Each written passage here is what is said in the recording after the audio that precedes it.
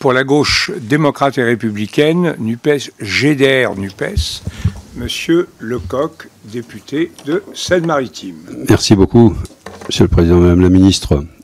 Je l'ai bien écouté concernant la guerre en Ukraine et beaucoup de collègues sont intervenus dessus et il est évident qu'on ne peut pas tolérer qu'une puissance colonise comme ça un territoire contre toutes les lois internationales. Et les réactions que la France, présidente du Conseil européen, a eues envers ce colonisateur des temps modernes et avec les sanctions qui vont avec, même si elles ne sont pas encore au niveau, me semblent intéressantes. Vous avez dit sortir d'une certaine naïveté géopolitique. Alors, je vais vous prendre au mot. Quid d'un État, par exemple, comme Israël, qui colonise la Palestine? Est-ce que vous envisagez sortir de cette naïveté et enfin prendre des sanctions fortes contre les avoirs des gouvernants israéliens et aussi des sanctions commerciales et des sanctions économiques et diplomatiques envers cet État? Envisagez-vous faire la même chose avec le Maroc qui colonise le Sahara occidental envers et contre toutes les résolutions internationales? Sortir de la naïveté, c'est sortir du deux poids deux mesures. Et donc, quelles sanctions vont être prises et à quelle échéance contre l'État du Maroc? Et envisagez-vous exiger la libération des prisonniers politiques qui font l'objet de tortures dénoncées par l'ONU? Ils sont 4. Et donc, la France va-t-elle avoir une attitude humanitaire dans ce domaine? Permettrez-vous aussi, par votre intervention, à Claude Mangin d'aller voir son mari emprisonné et condamné à près de 30 ans de prison pour avoir participé à une manifestation avec des Mimzi?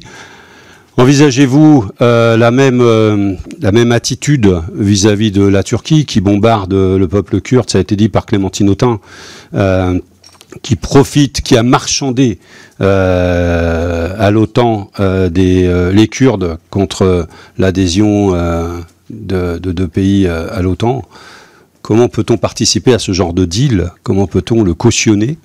Il semble qu'il y ait urgence à intervenir aussi dans ce domaine. Et puis, il a été dit, puisqu'on a parlé du Havre avec le gaz de schiste, c'est vrai que le Havre est un port, et un port qui doit accueillir des marchandises, mais pas n'importe quelle marchandise. Et ce gaz de schiste ne doit pas être acheté. Tout simplement, quel que soit le lieu où ça transite en Europe, cette Assemblée nationale a voté à un moment donné une loi environnementale, c'était sous Kosciusko-Morizet, la ministre de l'Environnement, qui disait jamais la France n'achètera de gaz de schiste pour des raisons écologiques, pour des raisons de la façon dont ce gaz est produit. Et donc il y a urgence à agir. Et puis, pour revenir sur, et je terminerai là-dessus, sur ce qu'a dit Bruno Fuchs, c'est vrai que vous avez déclaré que le Sahel serait la frontière sud de l'Europe. Je ne sais pas comment il faut le prendre quand on est marocain, algérien, tunisien, libyen, je ne sais pas comment il faut le prendre.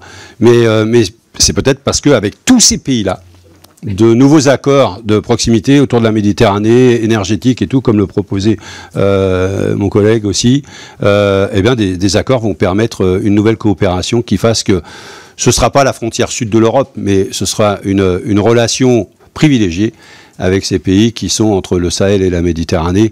Mais j'envisage pas que l'Europe participe à la colonisation de ces pays.